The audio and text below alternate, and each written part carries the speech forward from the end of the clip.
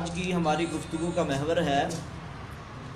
کہ عصر کی نماز کے متعلقہ صحابہ کرام رضوان اللہ علیہم اجمعین کا یہ موقف ہے کہ وہ عصر کی نماز مدینہ میں ادا کر کے قباء میں پہنچ جاتے یا پھر اوالی مقام میں پہنچ جاتے والشمس مرتفعہ اور سورج ابھی بلند ہوتا۔ تو اس روایت پر جو کہ میں آپ کے سامنے بیان کرنا چاہتا ہوں، مولانا عطاء اللہ ڈیروی صاحب کی کتاب ہے عدالت میں، اس کے صفحہ نمبر 58 اور 158 پر ایک اعتراض کیا گیا ہے، اور اعتراض یہ ہے کہ سیدنا انس رضی اللہ تعالی عنہ سے مروی ایک حدیث صحیح البخاری میں جلد نمبر 1 اور صفحہ نمبر 78 میں موجود ہے، اور اس روایت کے یہ لفظ ہیں کہ ہم عصر کی نماز پڑھتے تھے، پھر بھی ہم میں سے کوئی آدمی مسجد قباء کو جاتا تو ابھی تک والشمس مرتفعہ سورج بلند ہوتا۔ اور اسی صحیح بخاری میں ہی روایت ہے سیدنا انس رضی اللہ تعالیٰ عنہ کی دوسری روایت کہ جس میں یہ لفظ ہے کہ مدینہ سے صحابہ کرام میں سے کوئی آدمی نماز عصر پڑھ کے اوالی مقام میں پہنچ جاتا تو والشمس مرتفعہ۔ اب اختلاف کی وجہ یہ ہے کہ ایک ہی راوی ہے بیان کرنے والا حدیث کو، جس کا نام ہے سیدنا انس رضی اللہ تعالیٰ عنہ،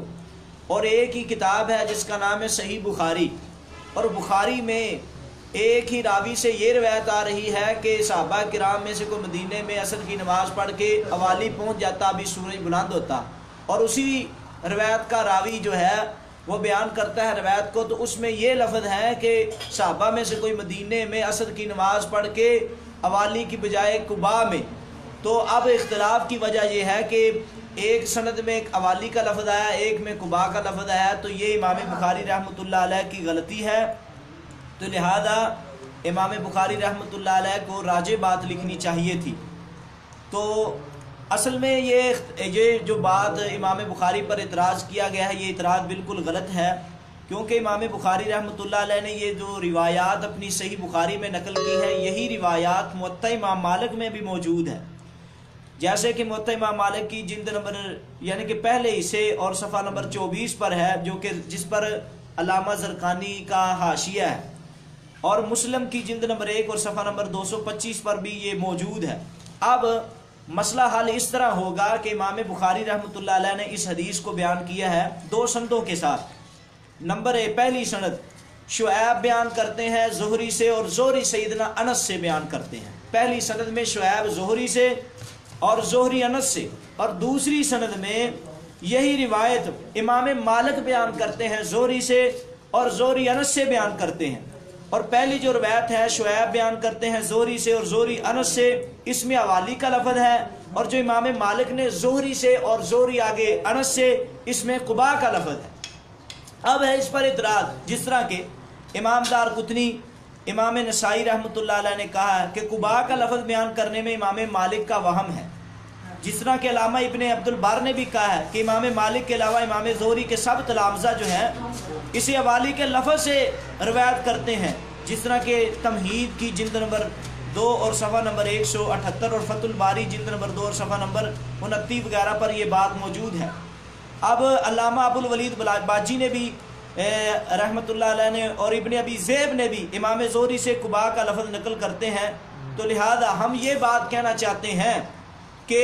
علامہ ابو الولید باجی نے بھی اور علامہ ابن ابی ذئب نے بھی امام زہری سے قباء کا لفظ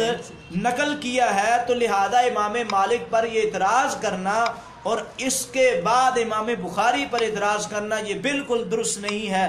یہ دونوں باتیں آپس میں ان کا اختلاف نہیں ہے، اس اختلاف کو واضح کیا ہے حافظ ابن حجر اسقلانی رحمۃ اللہ علیہ نے فتح الباری میں، کہ اس میں کوئی مسئلہ نہیں ہے کہ قباء میں جاتا یا اوالی میں جاتا، قباء اور اوالی کا ہی مسئلہ ہے نا۔ تو حافظ ابن حجر فتح الباری کی دوسری جلد صفحہ 29 پہ کہتے ہیں کہ امام مالک کی روایت جو ہے وہ خاص ہے، کیونکہ قباء اوالی میں سے ہے اور اوالی تمام قباء نہیں ہے، ایک ہی جگہ ہے۔ مثال کے طور پہ ہم قصور کے رہنے والے ہیں، اور کوئی آدمی کہے کہ ہم قصور میں نماز پڑھنے کے بعد ہم ٹھی موڑ کے علاقے میں سے پہنچ جاتا، اور کوئی ٹھی موڑ کا ہی نام لے اور کوئی ٹھی موڑ کے جس محلے میں جانا اس کا نام لے، تو بات تو ایک ہی ہوئی۔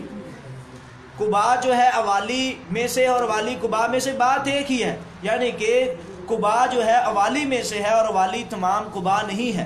تو ایک ہی جگہ ہے، اس کا اصل کا نام لیا گیا ہے۔ اور اسحاق بن عبداللہ بن ابی طلحہ کی روایت جو کہ صحیح بخاری میں بیان ہو چکی ہے، اور جس میں ہے کہ پھر انسان بنو عمر بن عوف کی طرف جاتا، اور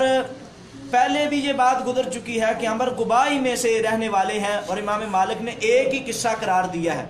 کیونکہ زہری اور اسحاق دونوں اسے انس رضی اللہ تعالیٰ عنہ سے روایت کرتے ہیں، اور دونوں کا مفہوم و معنی متقارب ہے، اور جمع جو ہے ہم نے آپ کے سامنے بیان کر دی ہے۔ اور یہی بات تو حافظ ابن حجر اسقلانی سے نقل کرنے کی بعد نے کوشش کی، لیکن حافظ ابن حجر اسقلانی رحمۃ اللہ علیہ نے فتح الباری میں یہ الفاظ بھی لکھے ہیں کہ اس سے قضا لازم نہیں آتی،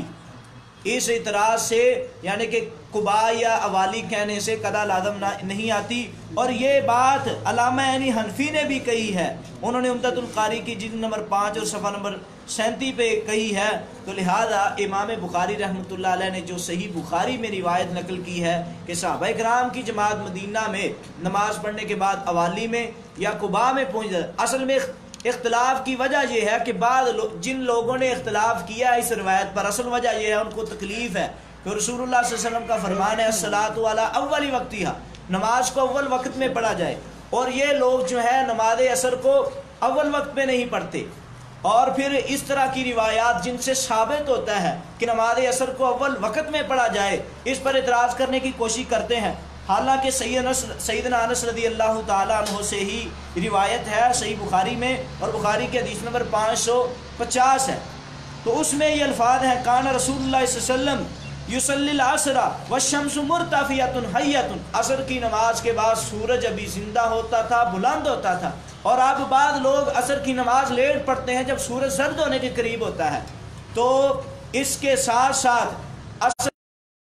لیٹ پڑھنا یہ منافقوں کی نشانی بتایا گیا ہے، جس طرح کہ سیدنا انس رضی اللہ تعالیٰ عنہ کی روایت ہے، رسول اللہ صلی اللہ علیہ وسلم نے فرمایا ہے، صحیح مسلم میں حدیث نمبر 622 ہے، تو امام کائنات نے فرمایا تل کا صلاۃ کی نماز ہے، یجلس یرکب الشمس، وہ سورج کا انتظار کرتا رہتا ہے حتیٰ اسفرت، حتیٰ کہ سورج زرد ہو جاتا ہے، تو لہذا نماز عصر کو وقت سے پڑھنا چاہیے، اور اعتراض کی وجہ یہ ہے کہ بعض لوگ عصر کی نماز کو تاخیر سے پڑھتے ہیں، اور یہ روایتیں تو امام بخاری رحمۃ اللہ علیہ نے بیان کی ہیں، اصل میں ان کے مسلک کے خلاف ہیں، اس لیے انہوں نے اس پر اعتراض کیا ہے، اور ہم نے اعتراض کو دور کر دیا ہے۔ فتح الباری پڑھیے اور علامہ بدر الدین عینی حنفی صاحب کی پڑھیے، دونوں نے لکھا ہے کہ یہ اعتراض بالکل باطل ہے، یہ اعتراض امام بخاری رحمۃ اللہ علیہ پر بالکل نہیں بنتا۔ وآخر دعوانا